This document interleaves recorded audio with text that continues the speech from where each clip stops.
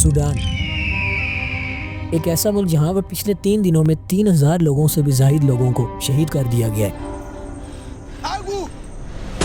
सिर्फ इक़्तिदार, पैसा और नस्ली फ़र्क की वजह से।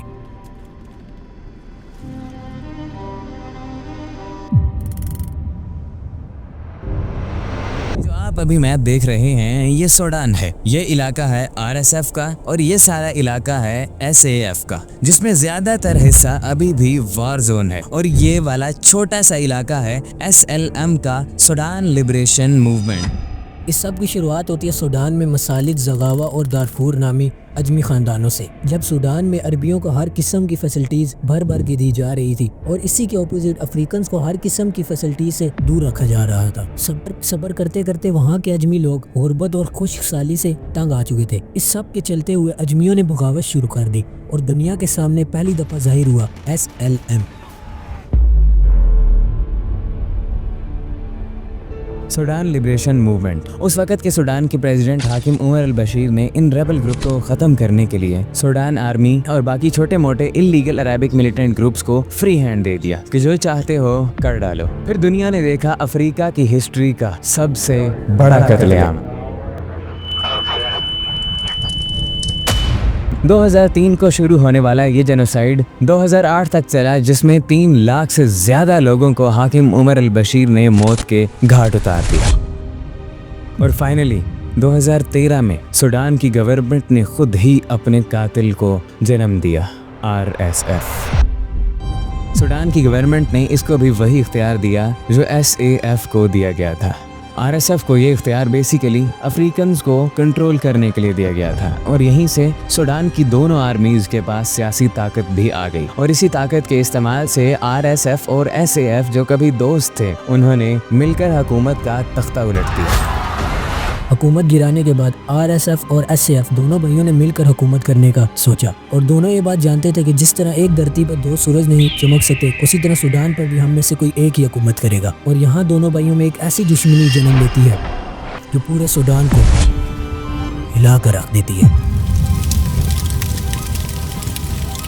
लेकिन असल मसला तो तब बड़ा जब UAE और रशिया जैसी बड़ी ताकतों ने सूडान में अपने ज़ाती मफाद के लिए दिलचस्पी दिखाना शुरू कर दी। और वैसे भी दोनों ग्रुप्स को सूडान पर हुकूमत करने के लिए किसी फॉरेन पावर की सपोर्ट की जरूरत थी और यहाँ दोनों में से कोई एक भी ये सुनहरा मौका खोना नहीं चाहता था। और जहाँ RSF जैसे जालिम ग्रुप को UAE सपोर्ट कर रही थी और वहीं दूसरी तरफ सूडान की ऑफिशियल आर्मी SAF को रशिया और मिस्र जैसी बड़ी ताकतों की सपोर्ट हासिल थी। और यहाँ ये बात जहन में रखना, सूडान में होने वाले लाखों इंसानों के जेनोसाइड में SAF का किरदार भी कुछ साफ नहीं है। जहां इक़्तिदार और सोने की लालच में RSF ने UAE के साथ मिलकर लाखों मासूम इंसानों को मौत के घाट उतारा, वहीं SAF ने भी लाखों इंसानों का कत्लेआम रशिया के साथ मिलकर किया।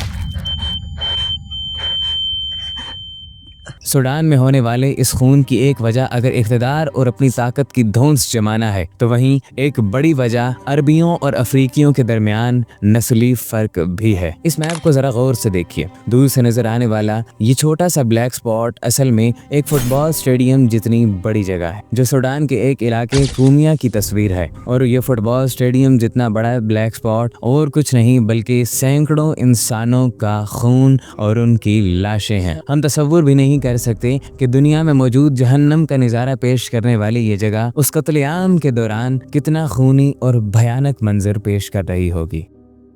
जब आप दुनिया के हाल से बेखबर कानों में हेडफोन लगाकर रिलैक्स होने की कोशिश कर रहे थे, तब वहीं दूसरी तरफ सूडान में लाखों लोगों की चीखें आपके कानों तक पहुंच नहीं पाई। और एक के बाद एक, सिर्फ इस जगह पर नहीं बल्कि पूरे सूडान में जहां कितने इंसानों को मौत की घाट उतारा जा रहा था और आपको खबर तक ना होने दी। ये इलाका अभी वार जोन में आता है और ये पता लगाना अभी मुश्किल है कि ये कत्लेआम कौन से ग्रुप ने किया।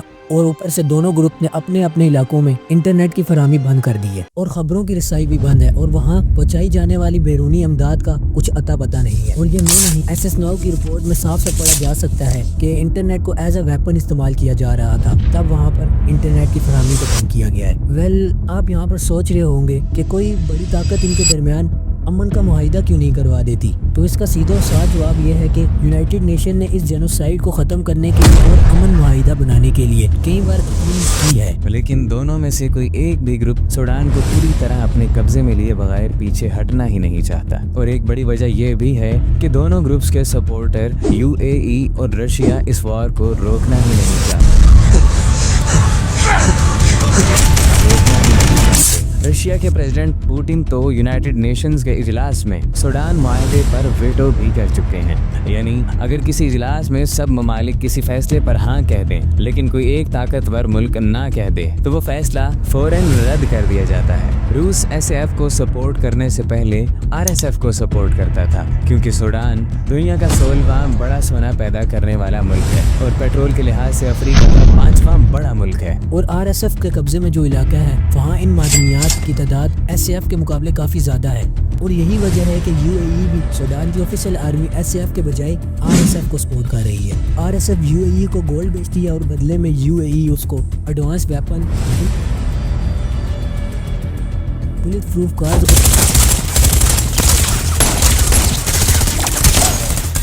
और दीगर मिलिट्री सपोर्ट फराहम करती है।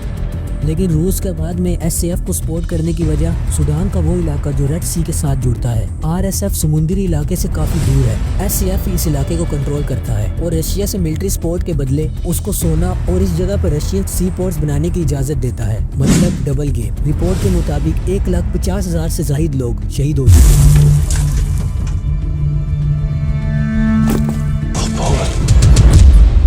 चुके हैं और तकरीबन 70 लाख से ज्यादा लोग बेघर हो चुके हैं, जो कि एक मुल्क फ्रांस उसकी टोटल आबादी से भी ज्यादा है। जनरल अब्दुल फताह अल बुरहान ने कहा है कि हम आरएसएफ के लीडर जनरल मोहम्मद हमदान दकलू से जिहाद कर रहे हैं। मतलब यार कुछ भी लाखों इंसानों को मार कर किस तरह जिहाद हो सकता है? अगर हालात कुछ इस तरह के होते जिस तरह आरएसएफ ने दारफूर के दारुल हुकूमत अल-फाशिर को 18 माह के तवील मुहासरे के बाद इन्वेड किया। 18 माह की तवील जंग के दौरान जो गोलाबारी हुई उनसे हजारों मासूम शहरी मारे गए।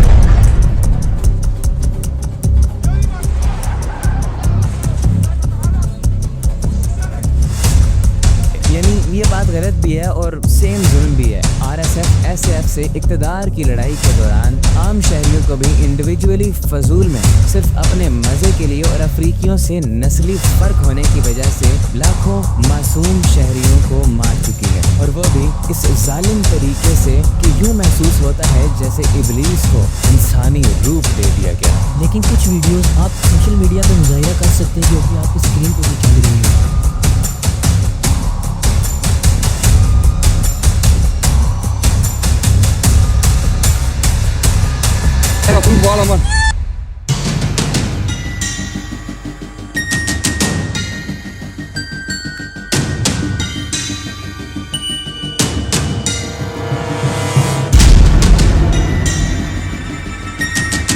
अगर सूडान के हालात इसी तरह चलते रहे तो एक दिन शायद सूडान के तमाम मासूम लोग शहीद हो जाएंगे। बाकी रह गए सिर्फ ताकतवर लोग और आरएसएफ और एसएएफ, जब पूरा मुल्क टुकड़े टुकड़े होकर खत्म हो जाएगा।